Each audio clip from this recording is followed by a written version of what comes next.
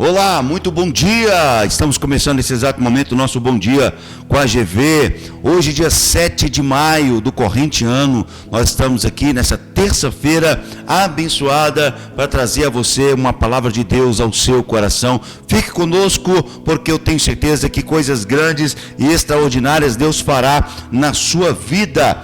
Portanto, não perca absolutamente nada. Receba a paz do Senhor Jesus, desde que vos saúde, seu irmão em Cristo, Rodrigo Rodrigues, e do meu lado ele, meu xará, Rodrigo Gundim. Bom dia, xará. Bom dia, xará. Bom dia a todos vocês que nos assistem aí.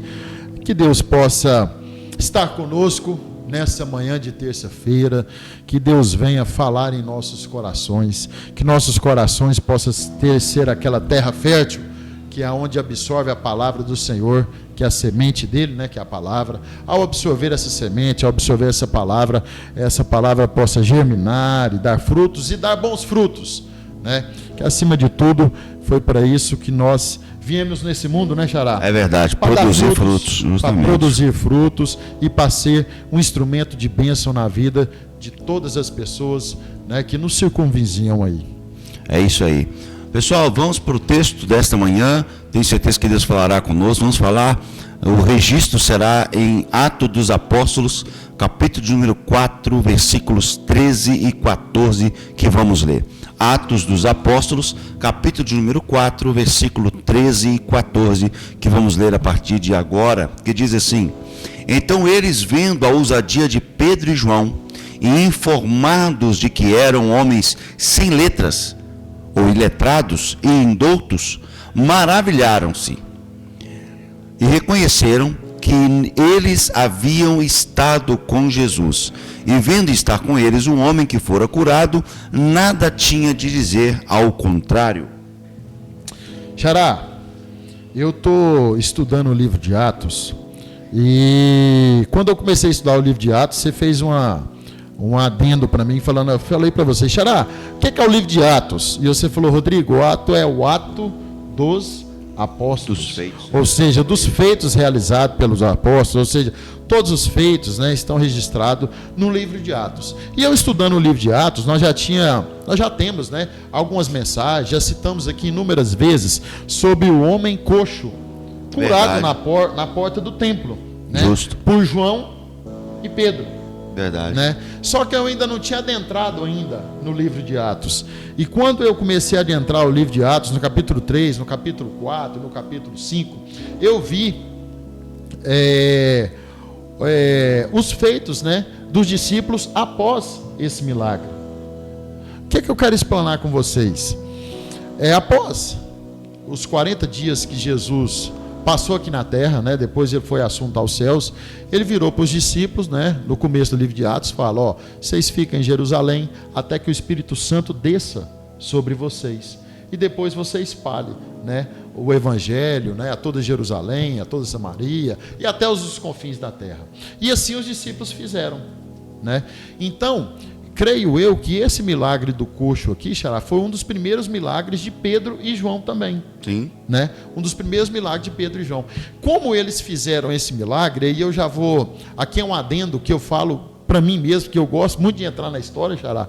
Penso eu o seguinte, quando Pedro e João faz esse milagre, que o coxo levanta e entra no templo dando glória, e saltitando e pulando, e depois esse mesmo coxo fala assim, e apegando-se o homem coxo a Pedro e João, todo o povo correu atônimo junto a eles no alpendre chamado de Salomão. Ou seja, depois que eles louvaram a Deus, que eles adoraram no templo, esse coxo apegou-se com Pedro e João, né? E o povo estava querendo assim, viu a maravilha, porque muitas pessoas daquele coxo ali, aquele coxo na Bíblia cita que ele tinha 42 anos, então já tinha muito tempo que ele era coxo, e muitas pessoas estavam ali, e muitas pessoas já tinham ajudado aquele coxo.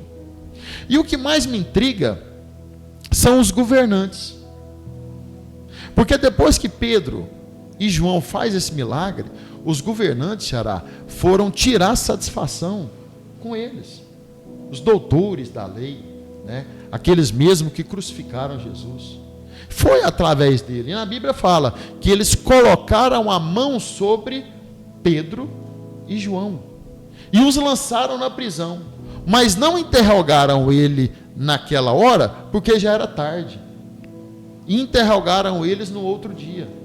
E aí no decorrer do capítulo 4 inteiro, gente, vai falar sobre o interrogatório de João, né, e Pedro também, aonde o Xará leu, e aonde eu vou ler também, que é o seguinte, que fala assim, ó, e dizendo, quem estava falando? Os fariseus.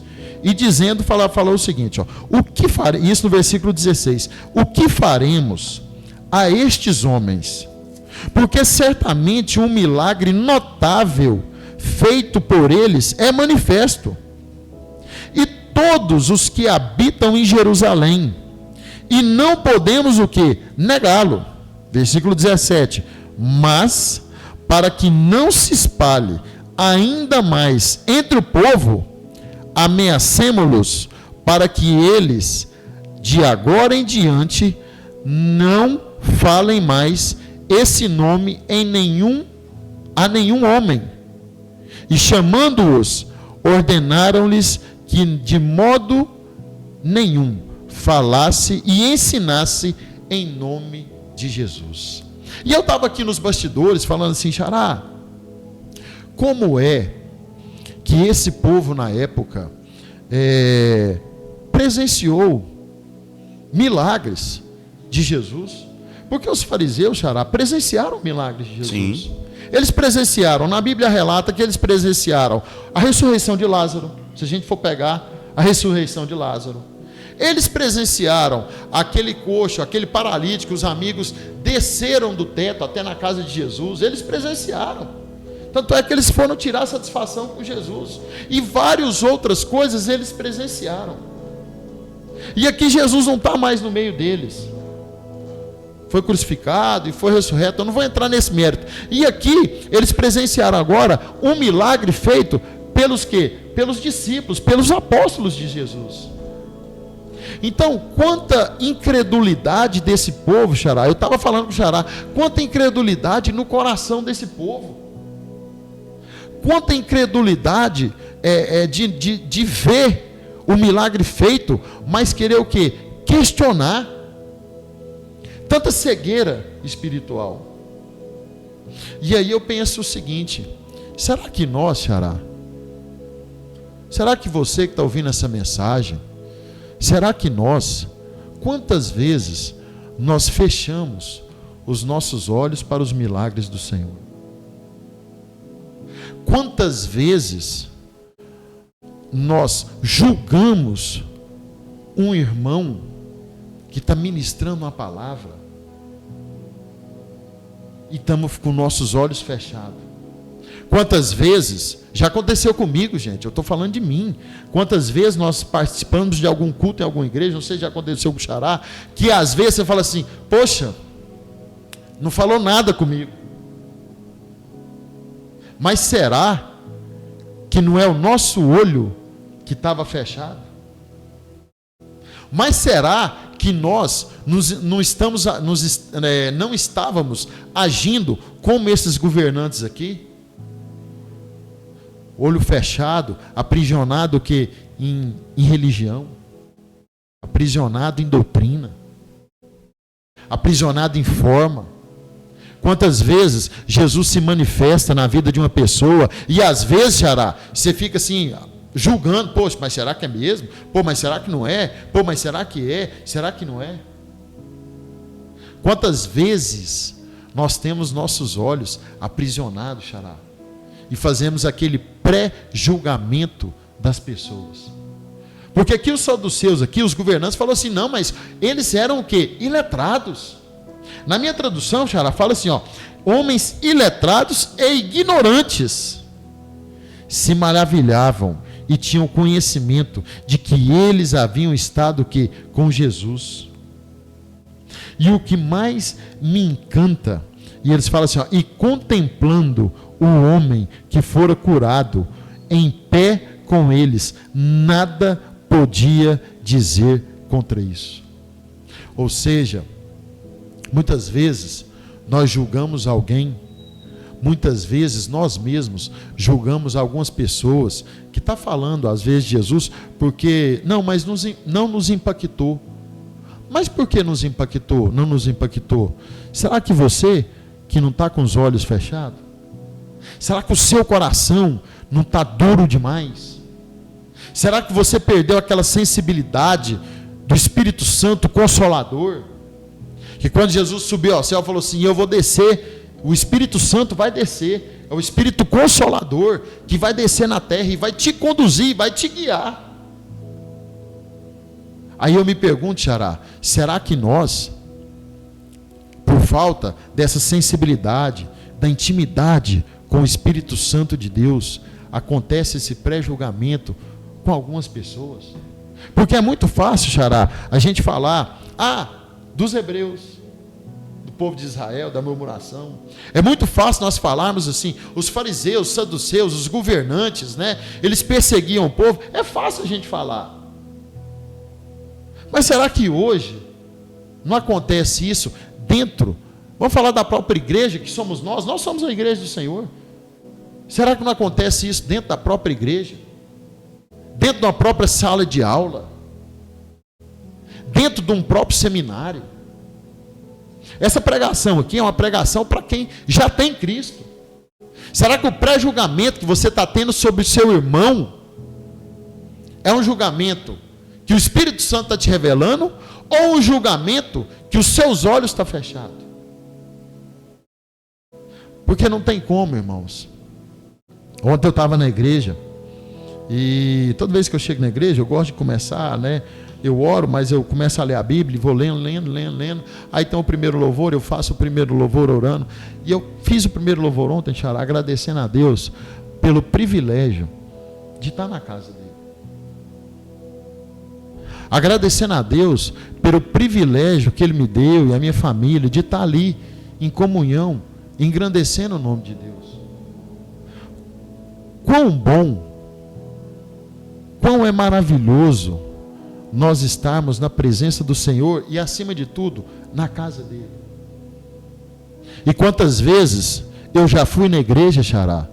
Quantas vezes no passado eu já fui na igreja, às vezes, para cumprir uma tabela?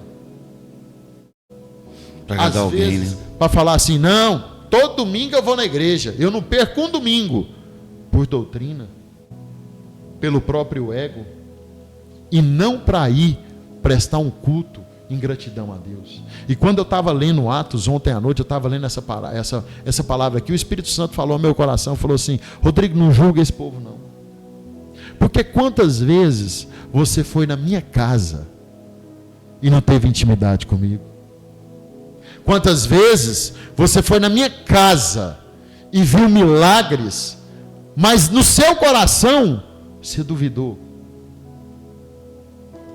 Quantas vezes você foi na minha casa, mas o seu coração estava tão duro, mas tão duro, que você não conseguiu ouvir uma voz, uma palavra minha, e às vezes, Xará, colocou a culpa em outras pessoas.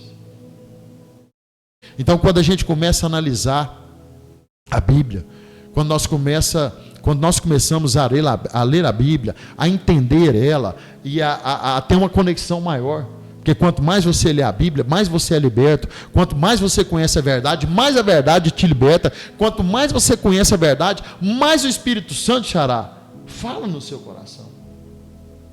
E mais o Espírito Santo, Xará, acontece comigo, mais ele me quebranta. Mais ele fala assim, ele conversa, mas ele fala assim, quando eu olho o texto de uma forma, ele parece que o Espírito Santo gira a minha cabeça e fala assim, não, você já foi assim, seus olhos já estavam fechados, você está julgando esse povo que perseguiu os discípulos, depois de um belo milagre, mas quantos milagres eu fiz na sua vida, e você foi na minha casa e seu olho estava fechado, e você não contemplou, não adorou. E ontem, quando eu estava adorando a Deus e agradecendo a Ele pelo privilégio de estar na casa dele, Xará, veio isso no meu coração, por isso que eu acho que encaixou bem. Foi antes de eu ler, né, esse capítulo de Atos. Então, assim, aí quando eu li isso aqui, eu vi assim, na minha cabeça o Espírito Santo falando assim comigo, plenamente. E eu falei assim: me perdoa. Porque quantas vezes eu já fiz, né, aquele pré-julgamento de uma palavra, pré-julgamento de um milagre. E eu orei para Deus e pedi perdão. Falei: me perdoa, Senhor, por quantas vezes o meu olho estava fechado pela tua obra que estava acontecendo na minha frente. Quantas vezes nós fechamos nossos olhos e nos enclausuramos, Xará, em doutrinas, em paradigmas. Mas que o Espírito Santo de Deus nesse dia, ele possa abrir os nossos olhos e entender o verdadeiro milagre do Senhor, entender a verdadeira graça. Porque hoje, Xará, você me corrige, você conhece muito mais a palavra do que eu, mas hoje, Xará, nós vivemos o tempo da graça de Jesus. E muitas vezes, Xará, nós não aceitamos essa graça. E aqui eu vou fazer um parafraseado, porque a graça é de graça. Muitas vezes tudo aquilo que é de graça, você parece que fala: não, mas não tem tanto valor, é uma coisa de graça. Só que eu vou falar um negócio para vocês, irmãos.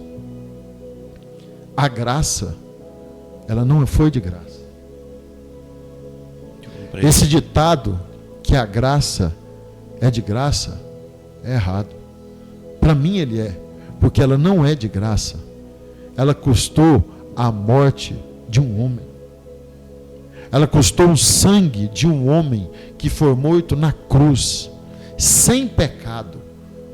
Na Bíblia fala o Cordeiro imaculado, sem pecado, sem mancha, que morreu na cruz, o que para hoje nós temos acesso à salvação. Verdade. Porque aquele que aceitar o meu filho, ele também me aceita. E quem negará o filho também me nega diante dele. Então não adianta nada nós estarmos com os nossos olhos fixados em doutrinas, fixados em pré-julgamento e esquecer da graça do Senhor. Esquecer da maneira, porque a maneira que Jesus fala comigo, que o Espírito Santo fala comigo, é diferente da maneira que o Espírito Santo revela a você, que é diferente da maneira que o Espírito Santo revela ao Xará. O Espírito Santo do Senhor tem várias formas de nos apresentar. Ele nos apresenta, creio eu, e no meu entendimento, da maneira mais fácil e mais verdadeira que você possa entender. Verdade. Porque às vezes da mesma forma que ele apresenta do Xará, se ele for apresentar para mim, eu não vou entender. Então quando nós lemos a palavra do Senhor, quando eu li esse texto aqui, e aí eu lembrei, Xará, quando Pedro nega Jesus. Só que quando Pedro nega Jesus, lá no barquinho, quando Jesus opera um milagre da pesca, e ele vira para Jesus e fala assim: não, Senhor, não, afasta-se de mim, porque eu sou impuro, eu sou pecador. E aí depois ele vivenciou tantos milagres com Jesus, e depois ele nega Jesus 3 vezes antes da crucificação. Mas aí Jesus vai e pergunta para ele: tu me amas? 3 vezes depois.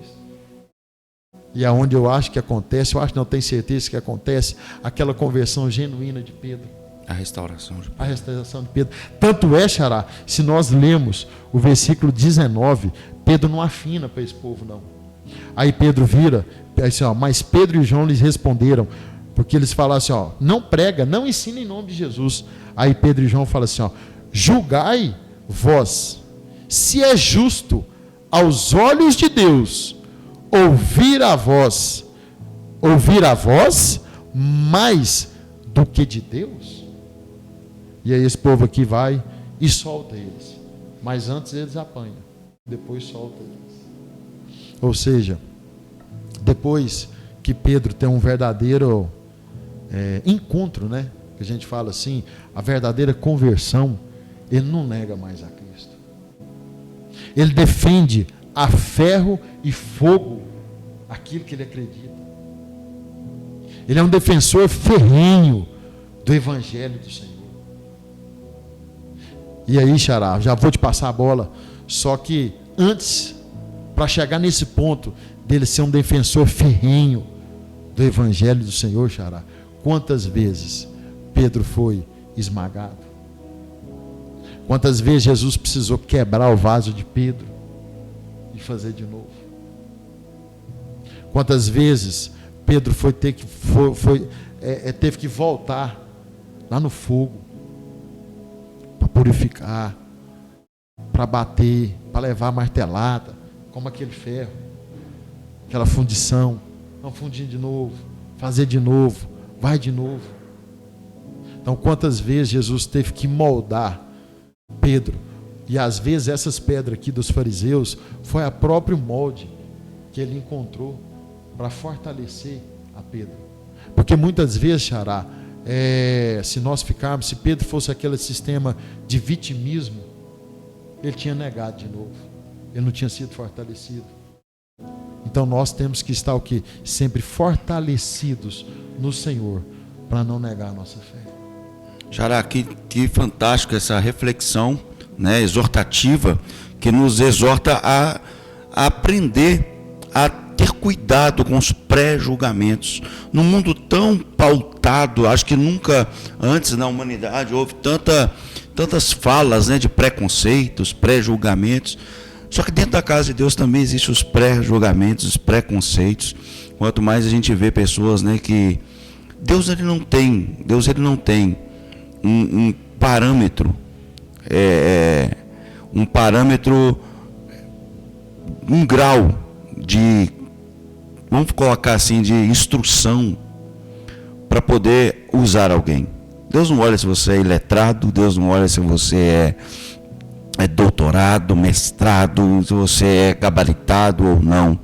O que Deus está em busca é de alguém que se dispõe, de alguém que está com o coração aberto para entender. Porque Deus usou pessoas cultas, como o Lucas mesmo, que escreveu o Atos dos Apóstolos, era médico.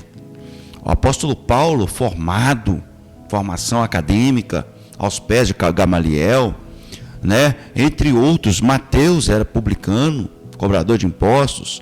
Judas tinha expertise em gestão. Então, se olharmos, a Bíblia fala que quando Deus vai escolhendo, Deus não olha a pessoa, e Deus não classifica a pessoa pelo seu nível intelectual, ou de cultura, de raciocínio lógico, né, ou de grau de finanças. Não, Deus ele olha um coração disposto, aquilo que a pessoa pode se tornar na presença dele. Nós estamos falando de Pedro e João, homens iletrados, verdade, pescadores, mas homens que se dispuseram ao reino de Deus e fizeram tanto, que hoje nós falamos desses homens como exemplo cristão, como exemplo de fé, como exemplo de homens que se entregaram ao reino de Deus. E muitas vezes nós estamos, como o Xará colocou, nós estamos como os homens da lei, que estão julgando em vez de aceitar ou se adaptar. A gente vê aí pessoas simples, muito simples, que carregam em si uma unção poderosa, e nós não temos a capacidade, ou nós temos a capacidade de julgá-los, não por aquilo que eles representam no reino de Deus, mas por aquilo que eles são para a sociedade. E aqui está o erro, porque talvez o mundo que nós vivemos não os reconhece como pessoas de nome ou de renome, não tem fama, não tem prestígio, mas carregam dentro da vida deles, carregam dentro deles uma unção espetacular, uma unção que é um poder, uma unção que é uma dinamite na mão de Deus. Então vamos tomar cuidado com esses pré-julgamentos, com esses preconceitos, né, que a gente vê hoje. Eu prefiro acreditar, Xará, que é de Deus, do que zombar, entendeu? E carregar em mim aquela maldição de tocar na unção daquele ungido de Deus. Eu prefiro acreditar. Se for de Deus, vai prevalecer. Se não for, irmão, amém. Deus abençoe a vida da pessoa. Mas eu prefiro acreditar. E o meu coração é voltado em acreditar.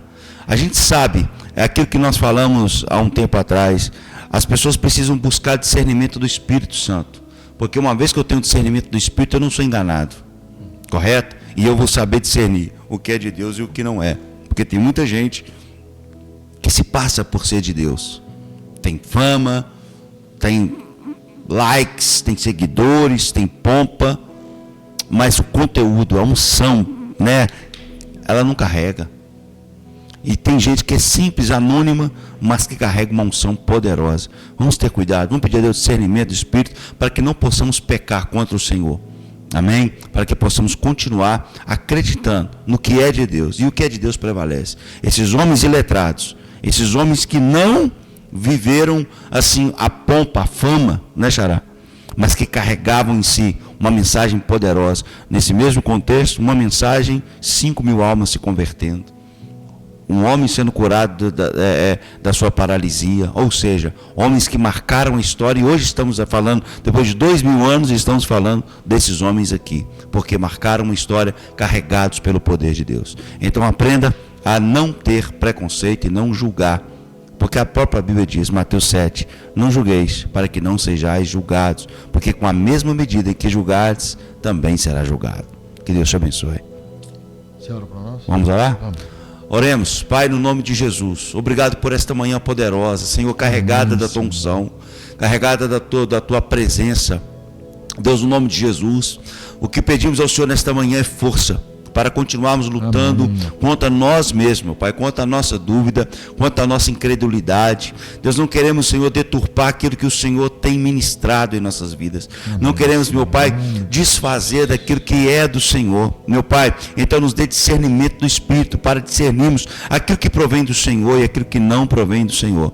Nos dê discernimento, meu Pai, para entendermos, ó Deus amado, a unção e o poder do Senhor manifesta em nossas vidas. Deus nos usa, não pelo nosso merecimento, porque nós realmente não merecemos nada, mas nos usa, Senhor, pela tua bondade, pela tua misericórdia, e assim como os apóstolos, meu Pai, que possamos torcer e nos tornar como uma dinamite, uma presença do Senhor firme e forte na nossa vida. Obrigado, Senhor, por esta manhã. Obrigado pela tua palavra. É assim que oramos e cremos. Amém. E graças a Deus. Amém. Que Deus em Cristo abençoe a sua vida, continue conosco.